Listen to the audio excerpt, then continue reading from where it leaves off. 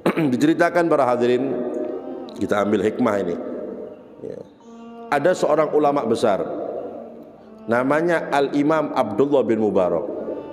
Bunda sembarangan Pak ini Pak, ulama yang memiliki keluasan ilmu dan ahli ibadah dan diakui keilmuannya, ibadahnya.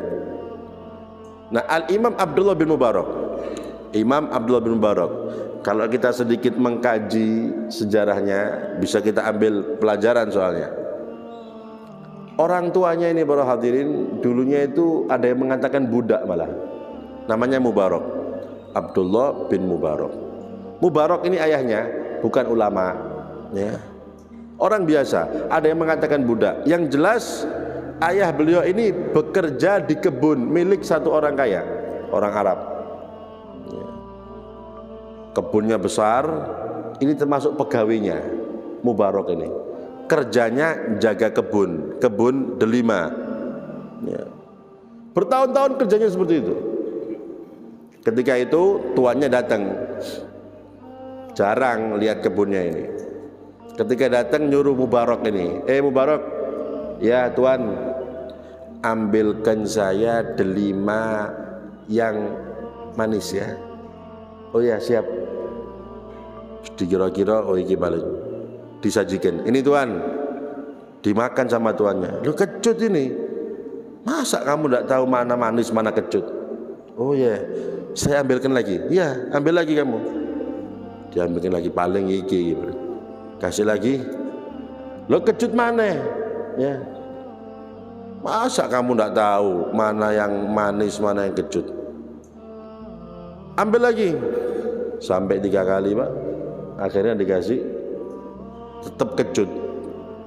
Kemudian ditanya, masa Abdul Mubarak kamu tidak tahu mana yang kecut mana yang manis? Tuan, saya ini di sini kerja untuk jaga kebun jenengan, bukan untuk makan. Jadi saya tidak tahu pohon mana yang manis, delimanya saya tidak tahu. Ini kerja bertahun-tahun Pak, bayangkan. Akhirnya tuannya ini takjub. Hebat berarti orang ini. Kerja ndek kene tahunan tidak pernah mangan.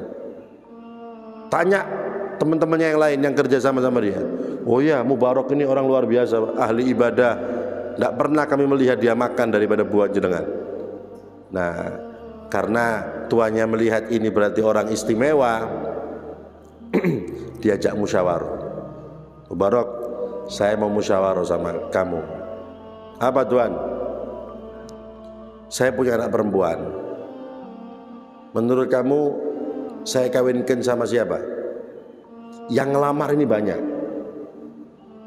Sama Mubarak, ayahnya Imam Abdullah bin Mubarak ini. Tuan, dulu orang Yahudi itu kalau mengawinkan anaknya yang dilihat adalah hartanya. Itu orang Yahudi. Mereka itu kalau ngambil mantu didelok sugih apa ndak. Itu gaya mereka Yahudi. Orang Nasrani, Nasoro, kalau milih mantu dipilih sing ganteng. Delok gantengi. Itu gaya Nasoro. Dulu zaman jahiliyah, sebelum datangnya Islam, orang Arab dulu kalau mengawinkan anaknya itu milik nasabnya yang tinggi. Keluarga bangsawan ya. Kalau kita tuan umat Islam, umat Nabi ini yang dipilih itu agamanya, yang dipilih takwanya. Itu kalau kita umat Nabi Muhammad SAW. Itu jawaban Mubarak ya. Akhirnya singkat cerita Pak Bu, ya sudah kalau gitu Mubarak, saya pilih kamu untuk jadi mantu saya. Lo bayangkan Pak, pegawai nih Pak ya. Ada yang mengatakan bahkan budak dibebaskan, kemudian dipek mantu sama tuannya, punya kebun luas, soge loh ya. Anaknya ini orang perempuan cantiknya luar biasa ya. Singkat cerita mawon Pak. Nah, kita ambil hikmah di sini.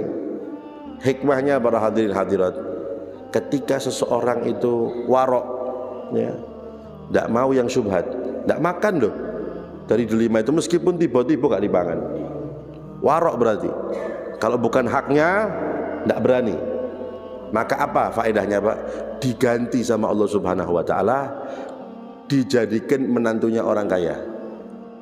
Tidak cukup di situ, ketika sudah menikah dikawinkan sama anak tuannya ini, kebun itu dihadiahkan untuk dia. Mubarak, Mubarak, kamu kawin sama anak saya, hadiahnya kebun ini PNS buat kamu dan istrimu.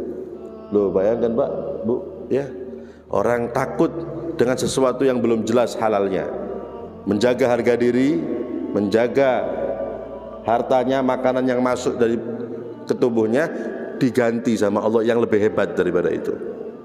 Kadang-kadang ya tidak langsung, kan gitu, butuh proses. Ini mubarak ini tahunan Mbak, ya, seperti itu tahunan, bahkan dia mengatakan 10 tahun seperti itu.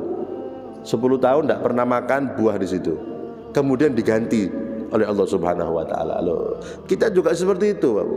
Ya, kapan kita menjaga harga diri, menjaga diri kita dari haram yang belum jelas hartanya, nanti akan dibalas oleh Allah Subhanahu wa Ta'ala yang lebih baik daripada itu. Yang penting sabar, ojo dinteni pokoknya. Kapan yo, padahal wis gak tak terima lho iku.